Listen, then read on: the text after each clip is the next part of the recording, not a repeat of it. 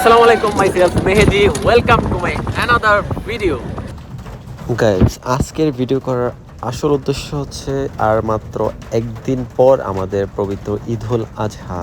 আর ঈদুল আজহাকে সামনে রেখে আমাদের কুরবানির বাজারগুলো খুবই ব্যস্ত সময় পার করছে। ক্রেতা বিক্রেতা উভয়ের খুব বেশি ব্যস্ত, গরু বেচা কিনাই আপনারা দেখতে পাচ্ছেন। আর এর মধ্যে খুবই বাজে ওয়েদার, প্রচুর পরিমাণে বৃষ্টি হচ্ছে। যারা গরুমুখী মানুষ তাদের নিঃসন্দেহে বলা চলে যে এই বৃষ্টিতে ঘরে ফেরাটা একদম দায়ী হয়ে পড়েছে অনেকটা। তবুও দিন শেষে ঘরে ফিরতে হবে, কিছুই করার নেই। সকল বৃষ্টি ঝড় বৃষ্টিকে অপেক্ষা করে গরমুখ মানুষ কিন্তু ঘরে ফিরছে। আমার ড্রাইভার অনেক খুশি, সে কিন্তু খুব ভালো ড্রাইভ করে গাড়ি। No no no no no no, আরেকটু হইলি তো পড়ে যেতাম, একদম পুকুরে পড়ে যেতাম। আরেকটু হইলি না, শেষ, আমার ইচ্ছে ছিল। রাস্তাটা কিভাবে ভাঙলো? ওটু কি পরে গেছে? কোনো দুর্ঘটনা করছে?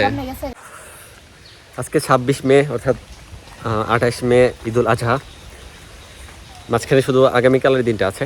এর মধ্যেই এত বেশি বৃষ্টি হচ্ছে যে মানে খুব বাজে পরিস্থিতি। রাস্তাঘাট বা মানুষের উঠান বা আঙিনা, বাড়ির আঙিনা সব কিছু একদমই ভিজা। মানুষ কীভাবে কোরবানি দিবে আমি জানি না। আমি আপনাদেরকে কিছু জায়গা দেখাচ্ছি যেখানে ওরা কোরবানি দিতে কন্টিনিউ। যেমন ধরেন, এগুলো হচ্ছে গিয়ে মানুষের বাড়ির আঙিনা। এই জায়গাগুলোতে মানুষ সাধারণত প্রত্যেক বছর কোরবানি করে, এখানেই গরু জবাই হয়। কিন্তু এখন বৃষ্টির কারণে এই জায়গাগুলোর অবস্থা খুবই জঘন্য। আমি জানি না আগামীকাল বৃষ্টি থাকবে কিনা বা ঈদের দিন বৃষ্টি থাকবে কিনা, মানে কুরবানি করার সময় এই জায়গাগুলো কুরবানি করার উপযোগী হবে কিনা। আর দেখে খুবই খারাপ লাগছে জায়গাগুলা। কারণ গ্রামের মানুষজনের বাড়ির ভিতরে তেমন বেশি একটা স্পেস থাকে না, কোরবানি করার মতো যথেষ্ট জায়গা থাকে না। সো এই যে দেখেন কি অবস্থা, বৃষ্টিতে খুবই নাজেহাল অবস্থা হয়ে গেছে সব কিছুর।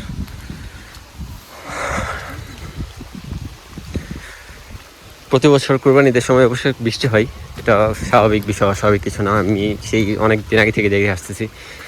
কিন্তু আমি আশাবাদী যে ঈদের দিন বৃষ্টি হবে না।